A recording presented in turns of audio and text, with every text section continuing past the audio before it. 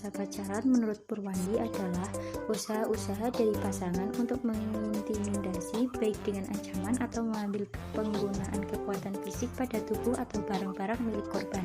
Tujuan dari serangan tersebut adalah untuk mengendalikan tingkah laku korban dan juga untuk memunculkan rasa takut. Menurut Rifka Anissa WWC, kekerasan dalam pacaran adalah kekerasan yang dilakukan seseorang terhadap pasangannya dalam masa pacaran yang mengakibatkan penderitaan bagi korban, baik fisik maupun non-fisik. Jika kita memahami kekerasan, kita mendapatkan beberapa manfaat, yaitu seperti untuk memberikan edukasi, untuk membangun kesadaran bahwa kekerasan dalam pacaran bukanlah hal yang normal dalam hubungan pacaran, untuk menetapkan batasan dan jangan biarkan siapapun meremehkan kita, dan untuk menghargai dan menilai diri sendiri. Jenis-jenis kekerasan dalam pacaran yang pertama yaitu kekerasan fisik. Kekerasan fisik adalah perilaku yang mengakibatkan pasangan terluka secara fisik, seperti memukul, menampar, menendang, dan mendorong. Yang kedua adalah kekerasan psikologis. Kekerasan psikologis adalah perilaku yang membuat pasangan terluka secara psikis, seperti mengancam. Yang ketiga adalah kekerasan ekonomi. Kekerasan ekonomi adalah pemerasan terhadap pasangan, seperti contohnya mengambil uang pasangan. Dan yang terakhir adalah kekerasan seksual. Kekerasan seksual adalah pemaksaan untuk melakukan kegiatan atau kontak sesuatu terhadap pasangan, seperti contohnya memeluk, mencium. Cara mencegah kekerasan dalam pacaran dan sikap kita jika menjadi korban kekerasan dalam pacaran. Cara mencegah kekerasan dalam pacaran yaitu mengingat bahwa kaum perempuan, terutama remaja perempuan, tidak bisa dihindarkan dari topik masalah kekerasan seksual. Maka, perlu dilakukannya upaya-upaya preventif yang bersifat menyeluruh sehingga para perempuan tidak menjadi korban kekerasan seksual.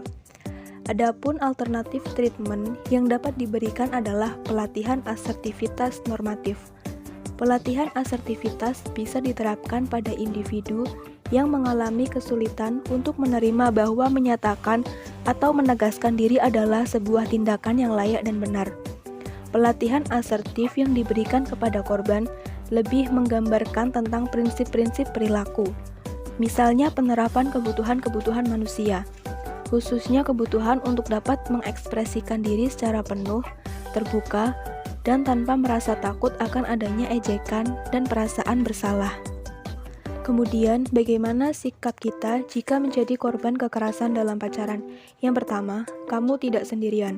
Kita setuju bahwa realitas di masyarakat kita sangat mudah menggunakan kekerasan, tetapi menolak menerima atau berempati pada mereka yang mengalami kekerasan dalam relasi interpersonal, terutama pada kasus kekerasan seksual pada mereka yang berusia remaja ke atas.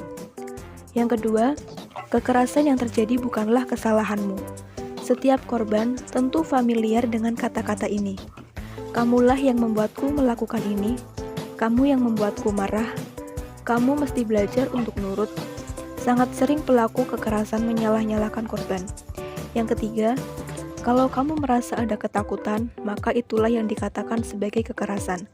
Kalau kamu disentuh dengan cara tertentu yang membuatmu merasa takut dan atau tidak nyaman dan atau merasa buruk, maka itu berarti sedang terjadi kekerasan kepadamu. Kemudian yang keempat, carilah bantuan dan dukungan bagi dirimu. Banyak korban sering merasa malu atau takut untuk mencari bantuan dan tidak terlalu menyadari seberapa buruk dampaknya baik dalam jangka pendek maupun panjang bagi dirinya.